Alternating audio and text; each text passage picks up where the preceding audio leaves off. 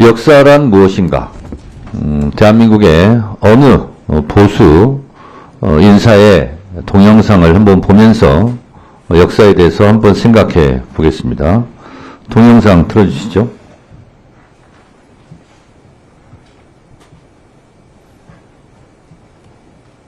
거부라는 표현은 사실은 여기서 적당하지 않고 미친이라고 하는 게 정확할 겁니다. 아니, 거부라고 해가지고 부정선거 음모론을 믿습니까? 그것은 거부와는 차원이 다른 또 저질의 정신 상태입니다. 내란 우두머리는 사형 아니면 무기징역입니다. 최고 통치자에게는 최고형을 내려야 다시는 이런 일이 일어나지 않을 것입니다.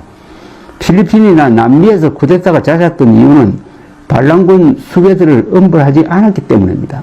보수가 살려면은 윤석열의 씨를 말려야 한다는 이야기가 됩니다. 윤석열이 뿌린 악의 씨를 말려야 된다는 이야기입니다. 뭐냐?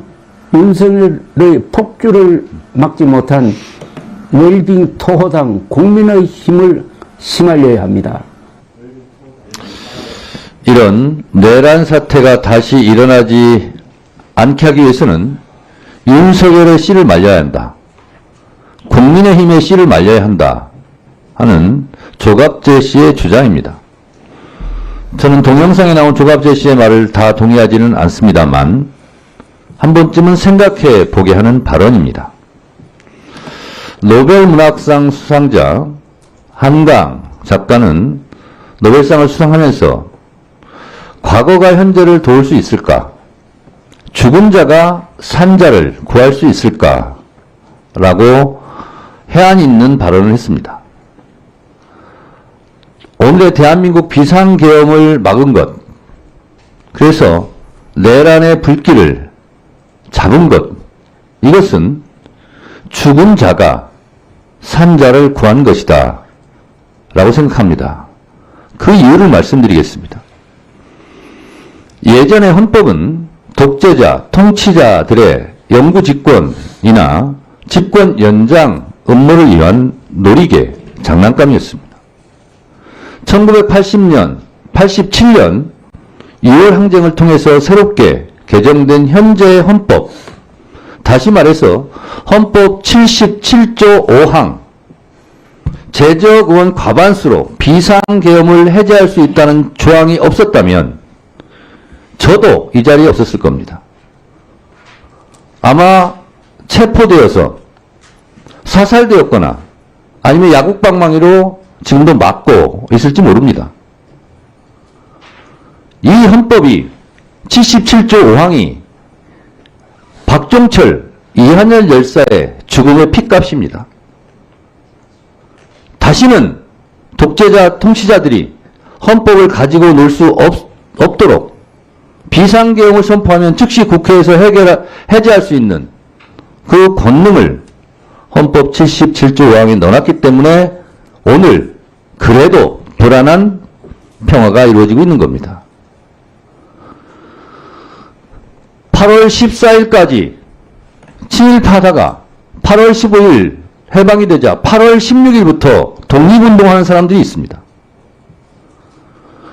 역사의 변절자들을 씨를 말려야 됩니다. 그런 면에서 조갑재 씨가 한 말에, 저 말에 대해서는 저는 동의합니다. 프랑스가 똘레랑스 관용의 나라, 문화예술의 강국이 될 수 있었던 것은 나치 부역자들을 공소시효를 없애면서 민족 반역자에 대해서는 끝까지 추적하고 처벌했기 때문에 오늘의 프랑스가 있는 겁니다.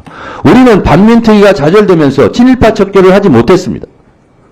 또한 독재자, 내란 수괴들에 대해서 처벌을 제대로 하지 못하고 어줍지 않은 화해라는 이름으로 몇 년 살지도 않은 사람을 사면하고 용서했기 때문에 이런 비상계엄 내란이 다시 일어났다고 저는 생각합니다. 죽은 자가 오늘의 산자를 헌법 77조 5항으로 구했습니다. 저는 내란 수괴 윤석열 씨는 사형에 처하고 절대로 사면해주면 안 된다고 생각합니다. 조국을 위해 너는 어디서 무엇을 했느냐? 일제치하 때 너는 독립운동 편이었어? 친일파였어? 4.19 때 너는 어느 편이었어? 80년 5월 광주 때 너는 어느 편이었어? 87년 6월 항쟁 때 너는 전두환 편이었어? 아니면 호언철폐 독재 타도 대통령 직선제를 외치는 시민들의 편이었어? 라는 물음은 2024년 12월 3일 서울의 밤 때도 똑같이 적용됩니다. 지금도 내란 속에 윤석열을 옹호하고 비호하고 내란에 동조하는 이런 행위는 일제 때 친일파가 하는 행위랑 똑같습니다. 1980년 5월 광주에서 전두환을 옹호하고 비호했던 그런 매국의 무리들과 똑같습니다. 그것이 옛날에만, 과거에만 그랬느냐? 그렇지 않습니다. 지금도 똑똑히 벌어지고 있습니다. 앞에 계신 기관장 여러분들은 누구 편입니까? 일본 편입니까? 독립운동 편입니까? 독재자 편입니까? 민주주의자 편입니까? 윤석열 편입니까? 아니면 윤석열을 처벌하자고 하는 사람들 편입니까?